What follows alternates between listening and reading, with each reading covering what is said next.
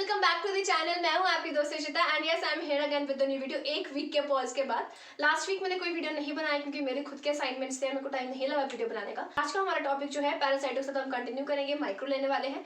And आज का जो टॉपिक है वो है एस्कैरिस लुम्ब्रिकोइड्स। ठीक है, आज जो हमारा टॉपिक शुरू होने वाला है वो एस्कैरिस लुम्ब्रिकोइड्स। मैंने आपको फ्लैजेलेट्स करा दिए थे, एंटामीबा, स्टिलेटिका, जियार्डिया, लैम्बिया, ट्राइकोमोनास, ये तीनों फ्लैजेलेट्स मैंने आपको करा दिए थे। लेकिन आज हम अपने हेलमिंथस वाले टॉपिक से स्टार्ट करेंगे एंड सबसे पहले हम लेने वाले हैं एस्कैरिस लुम्ब्रिकोइड्स। सो यस, अगर आप मेरे चैनल पे नए हैं तो please do subscribe the channel and let's get started with today's video. Ascaris lumbricoides से हम स्टार्ट तो करें, लेकिन उससे पहले आपको क्या क्या पता होना चाहिए। एस्कैरिस लुम्ब्रिकोइड्स क्या है?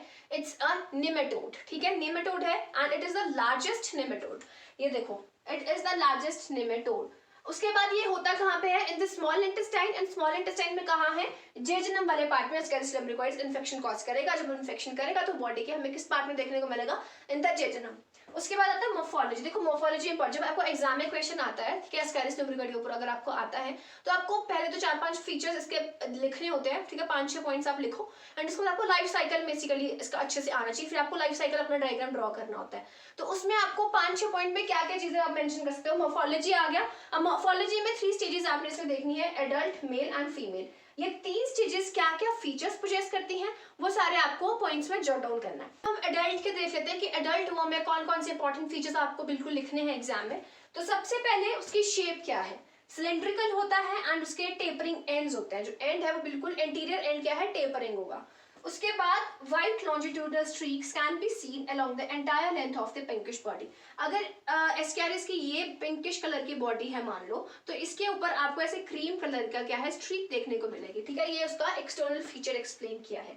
उसके बाद अगर बात करें हम कि इसका जो डाइजेस्टिव और रेस्पिरेटरी ऑर्गन्स होते हैं वो कहाँ पे हैं? देखो बॉडी कैविटी होती है, बॉडी कैविटी के अंदर ये ऑर्गन्स फ्लोट कर रहे होते हैं, that is digestive organ and respiratory organ. And इस कैविटी में एक बहुत ज्यादा इंपॉर्टेंट फ्लूइड प्रेजेंट होता है, that is toxic fluid and उस फ्लूइड का नाम है एस्केरॉन।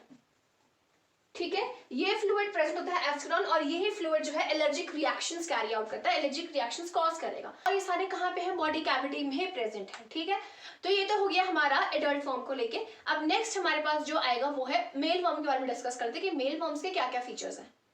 अब हम बात करेंगे मेल वर्म के फीचर्स की। सबसे पहले कि उसकी लेंथ कितनी है? 50 to 30 सेंटीमीटर लेंथ होती है। डायमीटर आपको बेशक याद ना रहे, अगर हो सके तो कोशिश करना कि लेंथ भी आप इसकी याद कर सको, दैट इज 15 to 30 सेंटीमीटर। उसके बाद जो पोस्टीरियर एंड होता है वो कर्व्ड होता है। जो मेल्स होते हैं उनका पोस्टीरियर एंड ऐसे कर्व होता है। ठीक है, जो एंड होगा वो कर्व्ड होगा, ये हमने एनिमल किंगडम में भी देखा है। ठीक है, सो पोस्टीरियर एंड कर्व है फॉर्मिंग अ हुक। एंड अब यहाँ पे क्या होगा? Ejaculatory ducts along with the anus opens into cloaca। cloaca में क्या होगा? पेयर ऑफ कॉपलेटरी स्पिक्यूल्स प्रेजेंट होंगे। ठीक है, तो ये है इसके फीचर्स। यहाँ पे कॉपलेटरी स्पिक्यूल्स प्रेजेंट होंगे, क्लोएका में ये ओपन करेगा हमारा एंड इजैकुलेटरी डक्ट्स इनस के साथ ओपन करते हैं क्लोएका में। एंड क्या इसमें इजैकुलेटरी कॉपलेटरी स्पिक्यूल्स प्रेजेंट होते हैं। ठीक है, एंड फर्दर जब हम और वर्म्स के बारे में स्टडी करेंगे, राउंड वर्म्स होंगे, फ्लैट वर्म्स होंगे, तो उसमें जो मेल वाला पार्ट है उसमें कौन कौन से स्पेशल फीचर्स प्रेजेंट होंगे वो आपको याद रखने हैं। अगर एस्कैरिस की बात करी जाए तो एस्कैरिस में होते हैं हमारे पास कॉपलेटरी स्पिक्यूल्स, ये आपको याद रखना है। ठीक है, तो ये होगी मेल की बात। Now moving on to female worm. अब हम बात करेंगे फीमेल वर्म के बारे में। देखो जो फीमेल वर्म होती है दैट इज क्या है? Longer and stouter and 25 to 40 centimetre. Male कितना था? 15 to 30 सेंटीमीटर। लेकिन फीमेल्स क्या होती है? लॉन्गर होती है, स्टाउटर तो इनके पॉइंटेड टेल्स होती है बेसिकली। ठीक है, टेल क्या है? Straight and conical. जैसे मेल्स में यूं का टर्न था लेकिन फीमेल्स की बिल्कुल ऐसे पॉइंटेड टेल रहेगी। उसके बाद इसमें वल्वा प्रेजेंट होता है विच opens at the junction of the interior and the middle third of the body. जो बॉडी का इंटीरियर मिडल थर्ड पार्ट है वहां पे वल्वा प्रेजेंट होगा एंड जो वल्वा वाला रीजन होता है ना वहां से फीमेल्स में थोड़ी सी नैरोअर उनका स्ट्रक्चर रहता है एंड उस पार्ट को हम बोलते हैं वल्वर वेस्ट। ठीक है, वल्वर वेस्ट उस पार्ट को बोलते हैं because it is the narrower part. And अगर एग्स की बात करी जाए तो it lays 2 million eggs faeces में हमें देखने को मिल सकते हैं पर डे। तो हम एग्स के बारे में बात करते हैं कि जो एस्कैरिस होते हैं उसके एग्स कैसे। देखो 2 तरह के एग्स होंगे, फर्टिलाइज्ड एंड अनफर्टिलाइज्ड एग। अब फर्टिलाइज्ड एग कैसा होगा? राउंड है एंड ओवल है। अनफर्टिलाइज्ड नैरोअर एंड लॉन्गर है। उसके बाद ये भी बाइस्टिन होता है and similar it is also bile stained and it is dark brown in colour, both of them have the same feature. उसके बाद surrounded by the thick transparent shell. अब इसकी कोटिंग किसकी है, थिक ट्रांसपेरेंट शेल की coating होगी। And इसमें क्या है, thin shell with atrophied ovum with an irregular coating of albumin. इसमें एल्ब्यूमिन का कोटिंग रहेगा, थिन कोटिंग, और इसमें एट्रोफाइड ओवम रहेगा। अब इसमें अगर शेल्स की कवरिंग्स की अगर मैं बात करूं, ठीक है, अगर फर्टिलाइज्ड एग में हम लेयरिंग की बात करें तो जो इनर लेयर होते हैं लिपोइडल विटेलाइन मेम्ब्रेन, एंड अगर मिडल की बात करें होती है thick transparent membrane, and outer वाली होती है एल्ब्यूमिनॉइड लेयर। इसमें हमारे पास तीन बेसिकली लेयर्स देखने को मिलेंगी फर्टिलाइज्ड में, inner, middle and outer. Inner वाली है विटेलाइन बेसिकली, मिडल वाली हमारे पास थिक और ट्रांसपेरेंट रहेगी, एंड आउटर वाली होती है एल्ब्यूमिनॉइड लेयर, दैट इज एल्ब्यूमिन की लेयर होगी। लेकिन इसमें सिर्फ थिन वॉल्ड एट्रोफाइड ओवम है with irregular coating of albumin, ठीक है। उसके बाद क्या है, ये लाइट होते हैं एंड दे फ्लोट। जब हम इसका सेंट्रीफ्यूज करेंगे, सेडिमेंटेशन का प्रोसेस करेंगे, वेट माउंट वगैरह बनाने के लिए जो अपने प्रोसेसेस पढ़नी है अभी आगे, कॉन्सेंट्रेशन टेक्निक्स, तो बेसिकली क्या करेंगे, लाइट होंगे तो ये फ्लोट करेंगे। फर्टिलाइज्ड एग फ्लोट करता है, एंड जो अनफर्टिलाइज्ड एग होता है बेसिकली वो क्या करता है, हैवीएस्ट होते हैं and they do not float, वो सिंक कर जाएंगे, वो फ्लोट नहीं करेंगे। तो ये तो हो गया एग्स का डिस्कशन, ठीक है। अब हमारा जो नेक्स्ट टॉपिक है वो लाइफ साइकिल, जो मोस्ट इंपॉर्टेंट है, and pathogenesis and lab diagnosis, तीन टॉपिक बचे हैं। तो सबसे पहले हम अपना लाइफ साइकिल देखेंगे, एंड लाइफ साइकिल में डायग्राम आपको नोटबुक में ही दिखाऊंगी, क्योंकि नोटबुक में मैं लाइफ साइकिल जो बनाई है वो बोर्ड पे इतना इजीली मैं नहीं बता पाऊंगी, तो मैं आपको उसको नोटबुक में एक्सप्लेन करूंगी ताकि डायग्राम भी आपको क्लियरली दिख जाए एंड आप समझ भी पाओ। गाइस बेसिकली ये हमारा साइकिल रहता है, ठीक है। ये लाइफ साइकिल जो है मैंने नोटबुक में बनाई है, इसलिए मैं नोटबुक के थ्रू एक्सप्लेन करना चाह रही हूँ आपको। देखो सबसे पहले साइकिल हमारा स्टार्ट हो रहा है, देखो कहीं से भी स्टार्ट करो, हट फिर के आपने वहां पहुंचना ही है। तो सबसे पहले आते हैं हम अपने इन्फेक्टिव स्टेज पे। इन्फेक्टिव स्टेज से हम अपना स्टार्ट करेंगे साइकिल समझना, एंड उसके बाद हम फर्दर जब पूरा साइकिल कंप्लीट हो जाएगा तो आपको इन्फेक्टिव स्टेज कैसे आई वो भी समझ में आएगा, ठीक है। जब नोटबुक में बनाओगे तो ऐसे बनाने की कोशिश करना, जो मैंने इन्फेक्टिव स्टेज है, इन्फेक्टिव स्टेज के साथ ही मैंने क्या बना दिया है, फर्टिलाइज्ड एंड अनफर्टिलाइज्ड एग। यानी कि इन्फेक्टिव स्टेज में हमारे पास क्या होगा, अनफर्टिलाइज्ड एग होंगे और फर्टिलाइज्ड एग होंगे। अब अनफर्टिलाइज्ड और फर्टिलाइज्ड एग क्या करेंगे, अंडरगो करेंगे इंक्यूबेशन, ठीक है।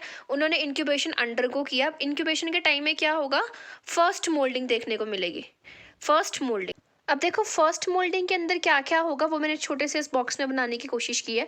सबसे पहले 2 सेल स्टेज है, ठीक है। 2 सेल स्टेज में डिवीजन होगा, उसमें एडवांस्ड क्लीवेज आएगी, एंड उसके बाद आपके पास लार्वा स्टेज आएगी, that is larval stage, and the name of the larva is rhabditid form larva, ठीक है। इस लावे की फॉर्मेशन होगी इन द फर्स्ट मोल्डिंग। अब रैप्टिड फॉर्म लावा बन गया, अब क्या होगा, रैप्टिड फॉर्म लावा के बाद उसका इंजेक्शन होगा। इंजेक्शन होते ही वो जाएगा हमारा इंटेस्टाइन में, एंड इंटेस्टाइन में इस तरह से आप एक डायग्राम शो कर सकते हो, और उसमें क्या होगा, हैचिंग होगी। अब जैसे वो हैच करेगा उसके बाद वो हिपैटिक वेन के थ्रू जाएगा लिवर में, लिवर में चला गया। अब पल्मोनरी वेन के थ्रू गया वो लंग्स में, लंग्स से गया वो एल्वियोलाई में, फिर ट्रेकिया आ जाएगा, एपिग्लॉटिस आ जाएगा, और एपिग्लॉटिस में जैसे वो पहुंच जाएगा वैसे हम उसको अगेन स्वेलो कर लेंगे, ठीक है।